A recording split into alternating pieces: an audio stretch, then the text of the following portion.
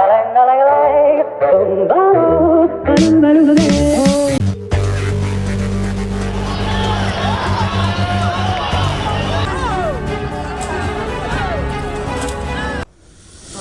warahmatullahi wabarakatuh. Perkenalkan, kami dari kelompok Bung Tomo. Pada tahun 2019, dunia digemparkan dengan munculnya sebuah virus. Virus ini menyebar sangat luas sampai ke penjuru-penjuru dunia, terutama negeri kita sendiri, Indonesia. Virus ini dinamakan dengan corona atau biasa kita sebut juga dengan COVID-19. Virus ini langsung menyerang saluran pernapasan pada manusia.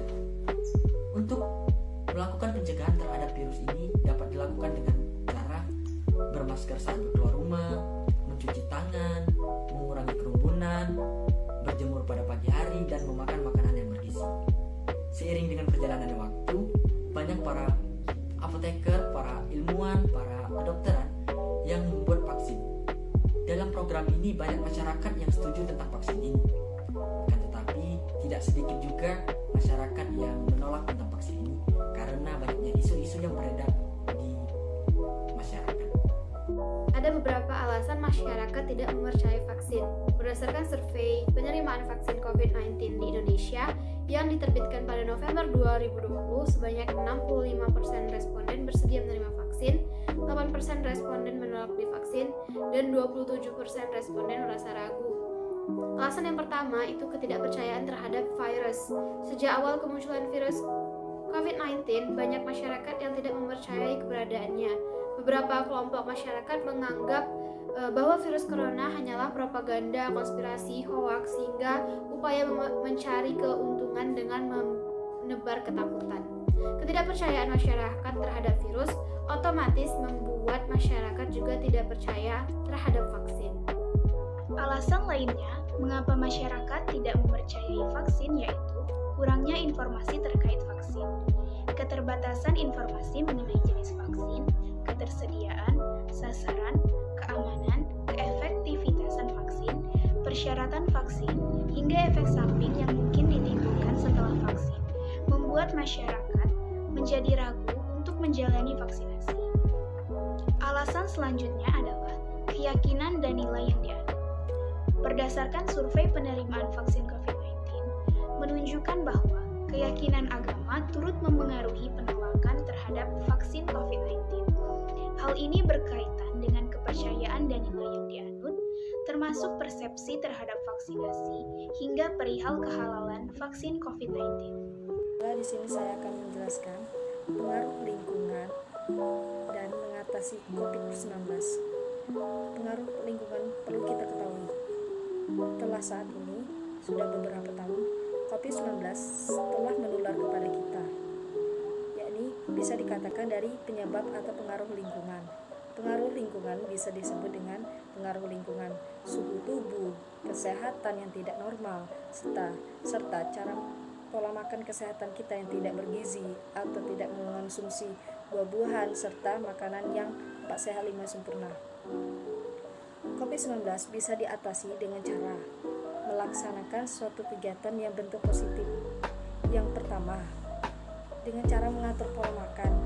Yang kedua, kita harus mengarantina diri sendiri dengan cara mengurung diri sendiri dan menjauhkan dari segala virus. Karena perlu kita ketahui di dalam diri kita sendiri telah terdapat virus.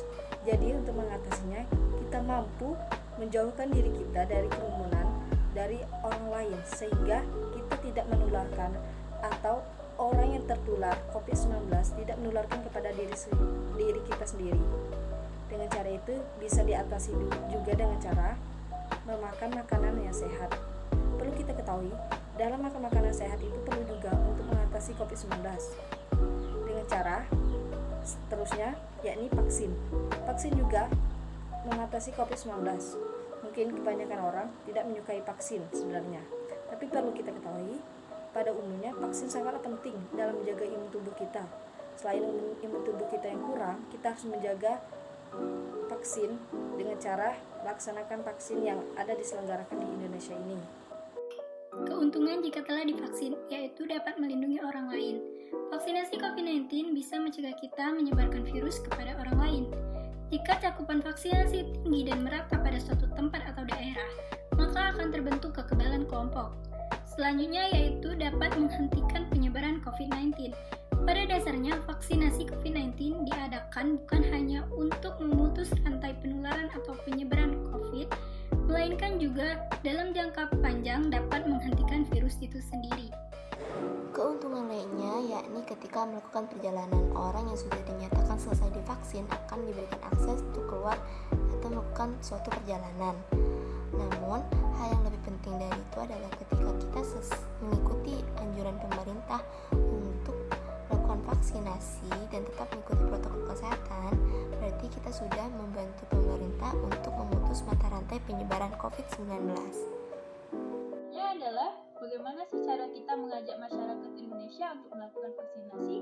Beberapa cara yang bisa kita lakukan. Yang pertama seperti menginformasikan bahwasannya vaksin yang ada di Indonesia itu telah aman dan juga bersertifikat halal, yaitu vaksin yang ada di Indonesia itu telah diawasi oleh Badan Pengawasan Obat dan Makanan atau BPOM dan juga mendapatkan label halal oleh MUI.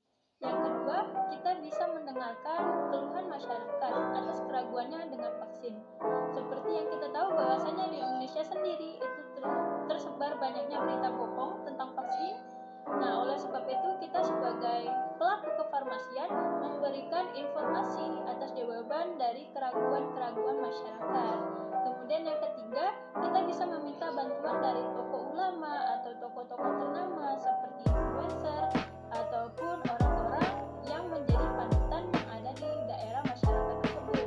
Dan yang terakhir, kita bisa mengadakan yang namanya pemerataan vaksinasi, di mana seperti yang dikatakan oleh Presiden Joko Widodo bahwasannya kunci kesuksesan dari pemercepat vaksinasi adalah pemerataan pendistribusian vaksinasi. Oleh karena itu, kita harus mempermudah orang yang ingin memvaksinasi dirinya. Yang ketiga, berikan data-data ilmiah. Jadi di sini kita berikan pula sebuah penjelasan lengkap dengan didukung oleh sebuah data ilmiah. Dan harus diingat, data-data ilmiah ini harus dari sumber yang terpercaya. Misalnya dari seorang ahli, dari seorang dokter spesialis, atau dari sebuah penelitian, dari hasil sebuah penelitian ya. Dan yang keempat, kita meminta bantuan dari orang yang dipercaya.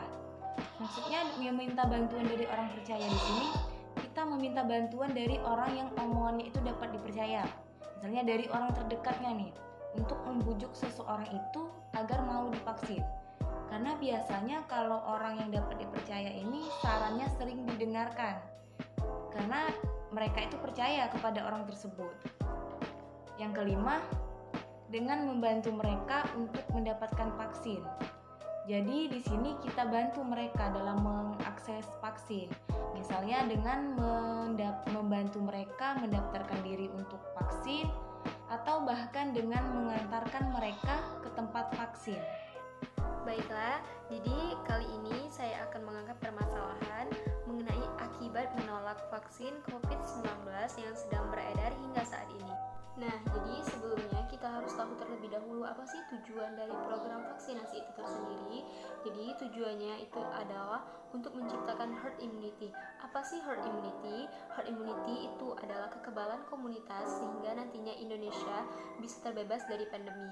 Untuk mencapai herd immunity, setidaknya 70% penduduk Indonesia atau sekitar 181 juta orang perlu mendapatkan vaksinasi, dan banyaknya orang yang tidak mau divaksinasi tersebut akan membuat kekebalan kelompok ini menjadi lebih sulit dicapai. Bukan hanya merugikan diri sendiri, menolak divaksin juga dapat mempengaruhi kondisi pandemi di suatu negara.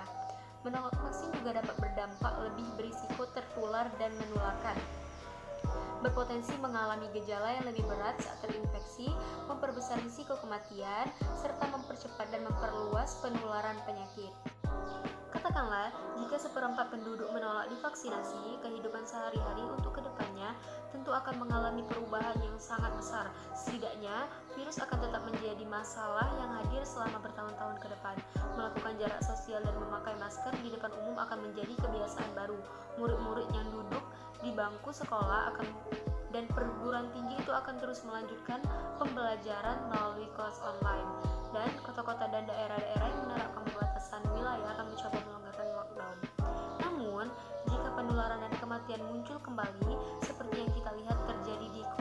Selatan dan Cina saat ini, maka akan dilakukan pembatasan wilayah kembali. Pengobatan dengan mendefinisir untuk COVID-19 memang sudah disarankan, tetapi tanpa vaksin, wabah masih akan terus terjadi di tahun-tahun selanjutnya dan kematian di seluruh dunia akibat COVID-19 akan terus bertambah. Sekian pemaparan yang telah dijelaskan oleh kelompok kami. Saya Nur Amalia